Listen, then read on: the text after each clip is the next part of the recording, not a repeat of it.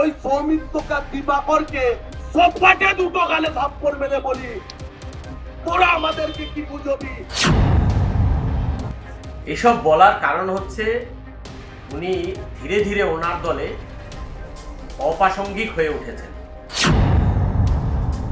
রাজনীতির মঞ্চে কখনো কখনো কথার লড়াই এমন জায়গায় পৌঁছে যায় যেখানে বিতর্ক আর উত্তেজনা একসঙ্গে মিলেমিশে নতুন রাজনৈতিক সংঘাতের জন্ম দেয়। সাম্প্রতিক এক মন্তব্য ঘিরে ঠিক তেমনই উত্তপ্ত পরিস্থিতি তৈরি হয়েছে। সোনামুখীতে এক দলীয় কর্মসূচিতে বক্তব্য রাখতে গিয়ে তৃণমূল কংগ্রেস নেতা ও সোনামুখী পুরসভার ভাইস চেয়ারম্যান সোমনাথ মুখোপাধ্যায়ের সরাসরি আক্রমণ করেন বিজেপি দুই নেতাকে। তিনি বিষ্ণুপুর লোকসভা কেন্দ্রের বিজেপি সাংসদ সৌমিত্র খা ও সোনামুখী বিধানসভার বিজেপি বিধায়ক দিবাকর ঘরামিকে উদ্দেশ্য করে তীব্র ভাষায় হুঁশিয়ারি দেন। জানিয়ে শুরু হয়েছে নতুন রাজনৈতিক বিতর্ক।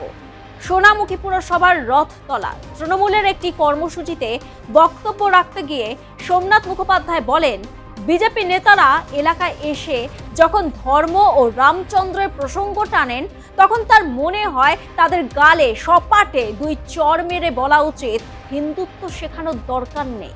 আজকে সৌমিত্র বাবু, দিবাকর বাবু এসে যখন রামের গল্প শোনায় তখন মনে হয় ওই সৌমিত্রকা দিবাকরকে সপাটে দুটো গালে থাপ্পড় মেরে বলি, তোরা আমাদেরকে কি বুঝবি রামের কথা? আমরা ব্রাহ্মণ পরিবারের সন্তান, জন্ম থেকে আমরা হিন্দু, তোদের মতো ধান্দাবাজদের কাছে আমাদেরকে হিন্দুত্বের কথা শুনতে হবে না। এটা আমার নিদান না, এটা সোনামুখী বিধানসভা মানুষের নিদান। 5 বছর হয়ে গেছে দিবাকর ঘরামি একটা উন্নয়নের কাজ করেছে দেখান, দু একটা সোলার লাইট ছাড়া। আর সৌমিত্র বাবু এক একটা নির্বাচন আসে, 2024 লোকসভা নির্বাচনের পর সোনামুখীর মানুষ সৌমিত্র খানের টিকিটাও আর দেখতে পায় না। নির্বাচন আসে, রাম রহিমের মধ্যে যুদ্ধ দাঙ্গা লাগানোর চেষ্টা করে, তা সেই সমস্ত বিজেপি নেতাদেরকে চড় মারবো না তো মিষ্টিমুখ করাবো? তার বক্তব্য অনুযায়ী তারা জন্মসূত্রে হিন্দু ও ব্রাহ্মণ পরিবারে বেড়ে ওঠা মানুষ, তাই বিজেপি নেতাদের কাছ থেকে ধর্মের পাঠ শোনার প্রয়োজন নেই। তিনি আরও অভিযোগ করেন, ভোটের সময় এলে বিজেপি নেতারা ধর্মের নামে বিভাজন তৈরির চেষ্টা করে।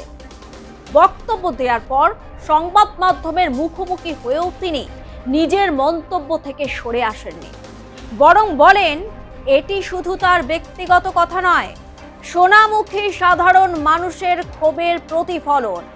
তার দাবি, গত 5 বছরে সোনামুখী বিধানসভায় উল্লেখযোগ্য উন্নয়ন হয়নি, শুধু কয়েকটি সোলার লাইট বসানো ছাড়া বড় কোনো কাজ চোখে পড়েনি। একই সঙ্গে তিনি অভিযোগ করেন, 2024 সালে লোকসভা নির্বাচনের পর সাংসদ সৌমিত্র খাকে এলাকায় তেমন দেখা যায় না। তৃণমূল নেতার এই মন্তব্যে পাল্টা দিতে দেরি করেননি বিজেপি শিবির। সোনামুখী বিধানসভার বিজেপি বিধায়ক দিবাকর ঘরামি বলেন, এসব মন্তব্য আসলে রাজনৈতিক গুরুত্ব বাড়ানোর জন্য করা হচ্ছে। বিজেপির এমএলএ বা এমপি যদি হিন্দুত্ব শেখাতে আসেন, উনি সপাটে গালে চড় মারবেন। এসব বলার কারণ হচ্ছে উনি ধীরে ধীরে ওনার দলে অপ্রাসঙ্গিক হয়ে উঠেছেন। তাই নিজের গুরুত্ব বাড়ানোর জন্য, নিজের পয়েন্ট বাড়ানোর জন্য উনি এই আকথা কুকথা বলে থাকেন। এটা আজ নতুন নয়, উনি এর আগেও বলেছেন। সামনে নির্বাচন, একটু টিভির পর্দায় ওনাকে দেখাবে, এসবের জন্যই উনি জেনে শুনে এসব কথা বলে থাকেন। তো এসব বলে কোনো লাভ হবে না।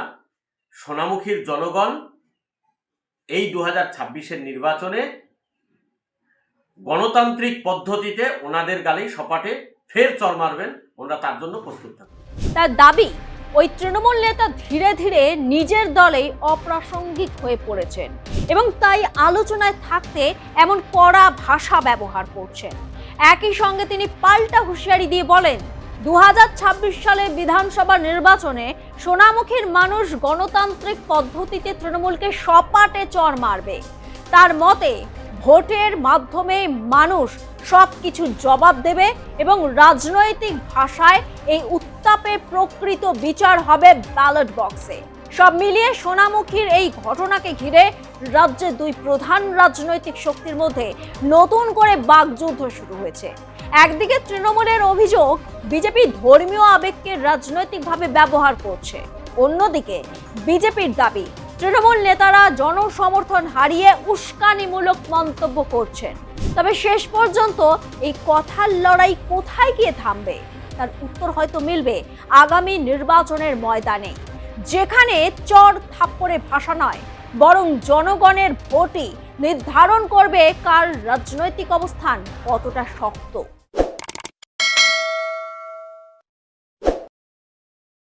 ভোটাধিকার নিশ্চিত করুন, নইলে নাগরিকত্ব নিশ্চিত দিন, নইলে জ্যান্ত কবর দিন। নাগরিকত্ব দিন, নইলে জ্যান্ত কবর দিন। মালদার চাঁচলের নির্বাচন কমিশনের বিরুদ্ধে এই ভাষাতেই কবরস্থানে গিয়ে বিক্ষোভ দেখালেন শতাধিক গ্রামবাসী। ভোটাধিকার নিশ্চিত করুন, নইলে নাগরিকত্ব নিশ্চিত দিন, নইলে জ্যান্ত কবর দিন। নির্বাচনী আবহে রাজ্য যেন ত্রাস হয়ে দাঁড়িয়েছে এসআইআর। বহু প্রশ্ন উঠে আসছে, আগেও তো হয়েছিল এসআইআর, তাহলে 2026-এর এসআইআর নিয়ে এত অভিযোগ কেন উঠে আসছে? নাগরিকত্ব হারানোর ভয়ে বেশ কিছু আত্মহত্যার ঘটনা, অন্তত পরিবারগুলির তরফে এমনই অভিযোগ উঠে আসছে। শুধু সাধারণ মানুষ নয়, বিএলওরাও অতিরিক্ত চাপের কথা বহুবার স্বীকার করেছে। রাজ্য সরকারের তরফে নির্বাচন কমিশন ও কেন্দ্রের যোগসাজশের অভিযোগ। অন্যদিকে রোহিঙ্গা ভিনদেশীদের অবৈধভাবে ভোটাধিকার দেওয়ার পাল্টা অভিযোগ উঠছে। বিধানসভা নির্বাচনের আগে এই দৃশ্য স্বাভাবিক, তবে নির্বাচন কমিশনের এসআইআর নিয়ে পারফরমেন্স একটু বেশি রাফ অ্যান্ড টাফ হয়ে যাচ্ছে নাকি? অন্তত এমনই প্রশ্ন ঘোরাফেরা করছে রাজনৈতিক মহলের একাংশের মধ্যে। এই মুহূর্তে নির্বাচনী উত্তাপকে ছাপিয়ে গেছে এসআইআর এর চূড়ান্ত ভোটার তালিকায় লক্ষ লক্ষ নাম বাদ ও বিচারাধীন থাকার বিষয়।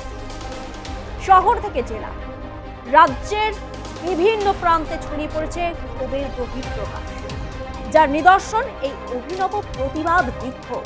কমিশনের বিরুদ্ধে বিক্ষোভের বহু ছবি দেখেছে এ রাজ্য, তবে কবরস্থানে গিয়ে মালদার কলিগ্রাম, খানমোড়, শহরবাগ ও নূরগঞ্জ এলাকার বাসিন্দাদের এই বিক্ষোভ নজিরবিহীন। 1 ঘন্টারও বেশি সময় ধরে একটাই কথা বারবার বললেন বিক্ষোভকারীরা, নাগরিকত্ব দিন, নইলে জ্যান্ত কবর দিন।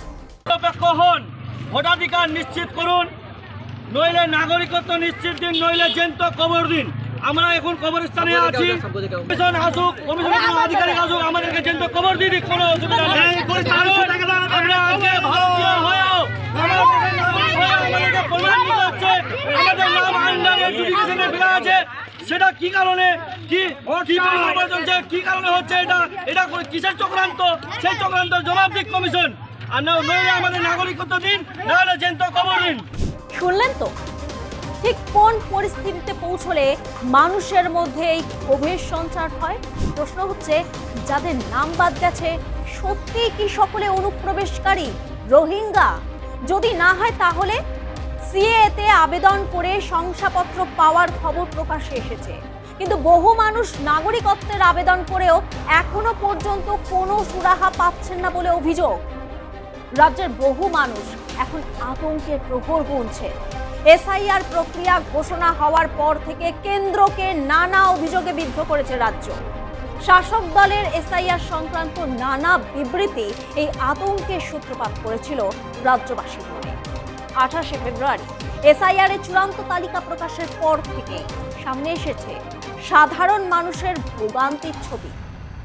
কারোর এসআইআর এর খসড়া তালিকায় নাম থাকলেও চূড়ান্ত তালিকায় নাম এসেছে বিচারাধীন ক্যাটাগরির অধীনে, কারোর আবার নাম এসেছে ডিলিটেড ক্যাটাগরির অধীনে, কারোর আবার নামই নেই। কি হচ্ছে এসব? এই পুরো প্রক্রিয়ার মধ্যে সমস্যার কথা তো পরিষ্কার। উদাসীনতা, রাজনৈতিক অঙ্গুলি হেলন, খেই হারিয়ে ফেলা, নাকি গতি মেলাতে গিয়ে সাধারণ মানুষের নাগরিকত্ব নিয়ে ছেলে খেলা? ঠিক কোন পরিস্থিতিতে দাঁড়িয়ে কবরস্থানে গিয়ে এইভাবে বিক্ষোভ দেখাচ্ছেন শতাধিক মানুষ? অনিশ্চয়তার কোন জায়গায় পৌঁছলে তারা বলেন নাগরিকত্ব দিন, নইলে জ্যান্ত কবর দিন। মালদার চাচল বিধানসভার কলিগ্রামের কবরস্থানের এই বিক্ষোভের ছবি একাধিক প্রশ্নের মুখে ফেলেছে এসআইআর প্রক্রিয়া ও তার ফলাফলকে। এটা প্রথমে আমাদের যে বিজেপি সরকার আছে, কেন্দ্রীয় সরকার, তার নির্দেশে নির্বাচন কমিশনে এরকম করছে, শুধু বেছে বেছে জাতির শ্রেণীকে এই আওতায় আনা হয়েছে। এক শ্রেণীর মানুষকে এটা বিপদে ফেলার জন্য, মানুষকে একটা ভয় ভীতি দেখানোর জন্য এরকম একটা করা হচ্ছে। আপনার সংখ্যাটা আমাদের এই 3000-এর কাছাকাছি এরকম আছে। আজকে যে গোরস্থানে গিয়ে বিক্ষোভ দেখালো, কি বলবেন এটাকে? এটা কি ঠিক করছে? মানুষকে বলবো এখনো কিছুদিন সঙ্গে থাকার একটা চলছে, আরও একটা লিস্ট বেরোবে বলছে। এখন কি হচ্ছে সেই দিকে দেখে তারপরে কিছু করার করতে বলবো। হেনস্থা, এসআইআর বনাম হেনস্থা। অন্তত কবরস্থানের বিক্ষোভকারীদের কথায় এটাই ধরা পড়ছে। আরো একটা বিষয় আলোচিত রাজনৈতিক বিশ্লেষকদের অন্তরে। সামনে বিধানসভা নির্বাচন, সংখ্যালঘু ভোট একটা বড় ফ্যাক্টর। রাজ্যের মুসলিম সম্প্রদায়ের তরফে অভিযোগ, বেছে বেছে টার্গেট করা হচ্ছে তাদের। মুসলিম মানেই ধরে ফেলা হচ্ছে হয় তারা বাংলাদেশি, তারা অনুপ্রবেশকারী। রাজ্য সরকারের বিরুদ্ধে অনুপ্রবেশকারীদের লালন করার অভিযোগ বারবার তোলা হয়েছে বিজেপির তরফে। তবে মমতা সরকারের জবাব, সীমান্ত সংরক্ষণের দায়িত্বভার কেন্দ্রীয় বাহিনীর হাতে। তাই অনুপ্রবেশ হয়ে থাকলে দায় বর্তায় কেন্দ্রের ওপর। আর নির্বাচনের আগেই বা কেন এই পাকড়াও কর্মসূচি? এতদিন কোথায় ছিল এই তৎপরতা? তবে মুসলিমদের টার্গেট করার অভিযোগ সত্যি যথোপযুক্ত? এতে নির্বাচন কমিশনের লাভ কোথায়?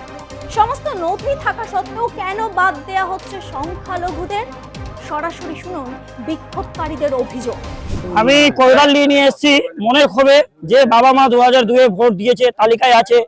আমরা 5 ভাই বোন বলে আমার নামটা রিটার্ন এসছে, এবং তারপরেও সব ডকুমেন্টস দেওয়া সত্ত্বেও, হিয়ারিং এ যাওয়া সত্ত্বেও আবার আন্ডার এডুকেশন। এই কারণে আমার একটা বিশেষ, আমার বড় বোন আছে যে বিয়ে দিতে হবে, আমি বন্ধন লোন নিব। যখন যাচ্ছে ভোটার কার্ড আইডি চেক করতে, তো দেখাচ্ছে তোমার ভোটার আন্ডার এডুকেশন। তো আমি এখন লোন পাবো না, বোনের বিয়ে দিতে পারবো না। এ কি করছে আমাদের জ্ঞানেশ কুমার? আমাদের কি মুসলিম হওয়া পাপ না সংখ্যালঘু হওয়া পাপ? এই যে নির্বাচন কমিশন আমাদের এরকম ভোটাধিকার থেকে আস্তে আস্তে বঞ্চিত করছে, সেই জন্য ভাবছি আমরা জ্যান্ত কবর দিয়ে দেবো। এই যে বাচ্চাটা আছে দেখেন, আমার এটা ছেলে, আমার যদি এখন আন্ডার এডুকেশনে নাম, এনার ভবিষ্যতে কি হবে? আমরা কি রোহিঙ্গা না আমরা বাংলাদেশি? আমার বাপ দাদা ঠাকুর দাদা সব ভারতীয়, এবং 2002-এ ভোট দিয়েছে, তা সত্ত্বেও আমাদের দুর্দশা আজকে। এটা গণেশ কুমার মুর্দাবাদ। একজন দুজন নয়, প্রায় 500-র বেশি নাম বিচারাধীন প্রক্রিয়ায় এখানে রয়েছে। প্রত্যেকেই সংখ্যালঘু। সমস্ত বৈধ নথি থাকা সত্ত্বেও কেন বিচারাধীন? অনেকের দাবি কয়েক পুরুষ ধরে তারা এখানে বাস। বৈধ প্রমাণ থাকা সত্ত্বেও কমিশনের এই কর্মকাণ্ডে ষড়যন্ত্রের গন্ধ পাচ্ছেন তারা। দেওয়ার একমাত্র উদ্দেশ্য বা কথাটা বলার উদ্দেশ্য হচ্ছে আমরা যে জন্ম নিয়েছি ভারতবর্ষে, আমাদের বাবা দাদু পরদাদু যত যে সব ভারতবর্ষের নাগরিক, দেশের নাগরিক থাকা সত্ত্বেও আজকে এই নতুন যে প্রক্রিয়া শুরু করেছে, মানে ভোটের চক্রান্ত শুরু করেছে কেন্দ্রীয় সরকার, তা আবার নির্বাচন কমিশনকে দিয়ে করাচ্ছে। যেটা কোনো ভাবে সম্ভব না, সেটা আজকে এসআইআর প্রক্রিয়া তৈরি করে আজকে আমাদের নাগরিকত্ব হারানোর ব্যবস্থা চলছে। আমাদের বুথে, আমাদের গ্রামের মোটামুটি 420টা নাম একদম ইচ্ছাকৃত চিহ্নিত করে বাতিল করা যায়, আন্ডার এডজুডিকেশন করে রেখেছে। আন্ডার এডজুডিকেশন মানে বিচারাধীন। আমরা দেশের নাগরিক থাকা সত্ত্বেও আবার আমাদের প্রমাণ দিতে হচ্ছে। ভোট প্রায় 1450 ভোট, তার মধ্যে 420টাই বাতিল। এটা একদম সরাসরি চক্রান্ত বোঝা যাচ্ছে, যে মানে যেভাবেই হোক ছলে বলে কৌশলে বিজেপিকে আনতে হবে। মানে বিজেপি যদি নিরপেক্ষ সরকার থাকতো, যদি ভালোভাবে চলতো, মানে সেটা তো এখানে প্রমাণ করছে না। এটা নিশ্চয়ই ওদের চক্রান্ত, যে কোনো কিছু মানে বড় ভাবনা চিন্তা নিয়ে মুসলিম হটাও, মানে এরকম কোনো পরিস্থিতি শুরু করেছে ওরা। আমরা চাইছি আমাদের নাগরিকত্ব, আমরা দেশের নাগরিক, ওই নাগরিকত্ব নিশ্চিত করুক, না হলে আমাদেরকে জ্যান্ত কবর দিয়ে দিই। আসুক নির্বাচন কমিশনার, যখন উনি আন্ডার এডজুডিকেশন করছেন, আমাদের নাম বাতিল করছেন, আসুক গণেশ কুমার আসুক, কোনো অসুবিধা নাই, জ্যান্ত কবর দিয়ে দিক। কারণ আমরা দেশের নাগরিক। এই যে আমরা এখানে দাঁড়িয়ে আছি, ছোট থেকে যখন থেকে জ্ঞান হয়েছে তখন থেকে আমরা দেশের প্রতি আমাদের ভালোবাসা কি সেটা প্রমাণ দিতে আমাদের কোনো অসুবিধা নাই। আসুক গণেশ কুমার, যদিও বাপের বেটা থাকে, দেশের নাগরিক থাকে, তো দেশের জন্য প্রাণ দিতে, আমরা প্রাণ দিতে রাজি আছি। জীবনের সমাপ্তি অবস্থায় বেঁচে থেকে বাঁচার কারণ ছিনিয়ে নিয়েছে নির্বাচন কমিশন। দেওয়ালে পিঠ ঠেকে গেছে অভিযোগ, বিক্ষোভকারীদের। কবরস্থানে আসার লোক মানুষ এরকমই কবরস্থানে আসে না বা এরকমই শ্মশানে চলে যায় না। যখন লাস্ট পর্যায়ে মানুষ চলে যায়, শেষ পর্যায়ে যে আমার আর বাঁচার আর অধিকার নাই, নির্বাচন কমিশন সেটা সিদ্ধান্ত করে দিচ্ছে যে এদেরকে ভোট দেওয়ার অধিকার দিব না, অধিকার ছেড়ে নেবে। এদিকে নির্বাচন কমিশন দলদাসে পরিণত হচ্ছে নরেন্দ্র মোদী আর এই অমিত শাহর কথা শুনে। সংখ্যালঘুদের নাম বেছে বেছে নাম কেটে দেওয়া হয়েছে, ভোটের অধিকার দেওয়া হচ্ছে না। এখন আন্ডার এডুকেশনে পড়েছে, তাই মানুষ এত শোকে পড়ে আছে, এত বিছানা ধরে নিয়েছে। মানুষের আর চিন্তা ভাবনা একটাই যে আমাদেরকে সুসাইড করতে হবে, না হলে মরতে হবে, না হলে কবরস্থানে আসতে হবে। এই জন্যই কবরস্থানে আসা। আমরা দেখতে পাচ্ছি নূরগঞ্জ থেকে নিয়ে গোটা কুড়িগ্রাম, যত পশ্চিমবাংলার প্রায় জায়গায় দেখছি আমরা যে একদম মানে সংখ্যালঘুদের নাম বাদ। আমাদের বুথের 1400 ভোটারের মধ্যে 420টা শুধু সংখ্যালঘু বাদ, আর 10টা শুধু হিন্দু নাম বাদ গেছে। কেন? হিয়ারিং এর সময়, হিয়ারিং এর আগে নোটিশ গেল বেশ কিছু হিন্দু বাড়িতে, বেশ কিছু সংখ্যালঘু বাড়িতে, তার মধ্যে সংখ্যালঘু সবই বাদ আবার এসআর আন্ডার এডুকেশন এসছে। আর আমরা তাদেরকে সান্ত্বনা দিয়ে রাখছি যে বিচারাধীনে আছে, বিচার হবে, এটা ভোট ঠিক হবে, এটা এই বলে সান্ত্বনা। না হলে এতক্ষণে অনেক আত্মহত্যা করে নিত মানুষ। মেয়ে ছেলেগুলো তো আতঙ্কে আছে, ঘুমাতে পারছে না। আজকে এই যে পাড়ার মানুষগুলো ডাইরেক্ট বলছে আমাদেরকে এসে যে আমাদেরকে কবর দেন, কবরস্থানে যাচ্ছি আমরা। ওরা ডাইরেক্ট কবরস্থানে চলে এসছে, সব কোদাল নিয়ে চলে এসছে কবরস্থানে। যদিও বিজেপির তরফে গোটা পরিস্থিতির জন্য রাজ্য সরকারের অসহযোগিতাকে দায়ী করা হয়েছে। সেই সঙ্গে বিএলও ও AEROদের সঙ্গে যোগসাজশের অভিযোগ তোলা হয়েছে। বিষয়টা হচ্ছে কোনো রকম কোনো চক্রান্তের কোনো বিষয় নেই। বিগত দিনে এসআইআর হয়েছে, আবার পশ্চিমবাংলায় 2000 সালে হয়েছিল এসআইআর, এখন 2026 সালে আবার এসআইআর হচ্ছে। এসআইআর করার উদ্দেশ্য হলো যে ভুয়ো এবং প্রক্সি ভোটারদেরকে সরিয়ে দেওয়া ভোটার লিস্ট থেকে। প্রচুর মৃত ব্যক্তিদের নাম আছে বা কেউ দুটো জায়গায় নাম আছে, সেগুলোকে সরিয়ে দেওয়ার জন্য স্পেশাল রিভিশন হচ্ছে। তো এখানে কোনো চক্রান্তের কোনো বিষয় নেই। আর থাকলো নাম কেটে যাওয়ার বিষয়। দেখুন, এই রাজ্যের শাসক দল বরাবরই এসআইআরের বিরোধিতা করে এসেছে, কারণ জানে যে এই ভুয়ো ভোটারদের দ্বারা তাদের সরকার নির্বাচিত হয় এবং বিপুল পরিমাণে ভোটের দ্বারা তারা ভোট রিগিংয়ের মধ্যে দিয়ে নির্বাচনে অংশগ্রহণ করে এবং তারা জয়ী হয়। তো মানুষ চায় যে স্বতঃস্ফূর্তভাবে ভোট হোক, তাই জন্য এই এসআইআরটা আন্ডার এডুকেশন রয়েছে, একটা বুথে 400-500 এরকম রয়েছে, সামনে ভোট, তারা আতঙ্কে রয়েছে। দেখুন, বিষয়টা হচ্ছে আন্ডার জুডিশিয়াল থাকার কারণই হচ্ছে যে তাদের নাম কিন্তু ভোটার লিস্টে আছে। আন্ডার জুডিশিয়াল নাম কেটে বাদ চলে গেছে এমনটা বিষয় নেই। বিষয়টা হচ্ছে তৃণমূল সরকার বরাবরই অসহযোগিতা প্রথম থেকে করে এসেছে। রাজ্য সরকার কোনো রকম কর্মী ইসিআইকে দেয়নি, নির্বাচন কমিশনারকে দেয়নি। তার ফলে কি হয়েছে যে সিস্টেমের কম্পিউটারের মধ্যে দিয়ে, AI এর মধ্যে দিয়ে তাদেরকে নির্বাচন হতে হয়েছে। এখন দেখা গেছে যাদের নামের বাবার নাম এবং তাদের পূর্বপুরুষের নাম ভুল এসেছে, তাদেরকে হিয়ারিংয়ে ডাকা হয়েছিল। এখন সুপ্রিম কোর্ট এবং হাইকোর্টের রায়ের ভিত্তিতে এখন জুডিশিয়াল ম্যাজিস্ট্রেটের আন্ডারে তা হবে। আমাদের কাছে খবর আছে স্থানীয় প্রচুর AERO এবং ERO তারা তৃণমূলের পক্ষপাতিত্ব হয়ে কাজ করার জন্যই এই সমস্যা উদ্ঘাটন হয়েছে বা এই সমস্যার মধ্যে মানুষকে সম্মুখীন হতে হচ্ছে। এখনও পর্যন্ত প্রচুর আমলা আছে যারা চেয়ারে বসে নিয়ে তৃণমূলের পক্ষ হয়ে কাজ করছে বলে সাধারণ মানুষকে হয়রানি করার চেষ্টা করছে, বিশেষত মুসলিম সমাজের মানুষদেরকে ভুল বোঝানোর চেষ্টা করছে বিজেপির বিরুদ্ধে। এসআইআর হলো বৈধ ভোটার যাচাই প্রক্রিয়া, যেখান থেকে মৃত ভুয়ো ভোটার বাদ যাওয়ার কথা। তাহলে এত অভিযোগ, এত ক্ষোভ কেন? পুরোটাই রটনা, নাকি যার রটে তার কিছুটা ঘটে? কেন্দ্র রাজ্য সংঘাত হোক বা মমতা জ্ঞানেশের মতবিরোধ, এসআইআর নিয়ে কেন সাধারণ মানুষ হেনস্থার মুখে পড়বে? যে সমস্ত বৈধ ভোটারের নাম বাদ পড়েছে বলে অভিযোগ, কোথায় যাবেন তারা? বৈধ নথি থাকা সত্ত্বেও যদি এসআইআর তালিকায় বিচারাধীন বা বাতিল হতে হয়, বাতিল করলেও সঠিক কারণ দেখাতে হবে। রাজায় রাজায় যুদ্ধে কিন্তু আর উলু খাগড়ার প্রাণ যায় না। এটা 5G স্পিডের AI এর যুগ। এটা আমাদের ভারতবর্ষ, গণতান্ত্রিক দেশ। ভুলে গেলে মনে করিয়ে দিই। তাই রাজা, মন্ত্রী, কমিশন যেই থাকুন, জবাব দিতে হবে সাধারণকে। গণতন্ত্রের স্বেচ্ছাচারিতা, স্বৈরাচারিতা ধূলিসাৎ হবেই।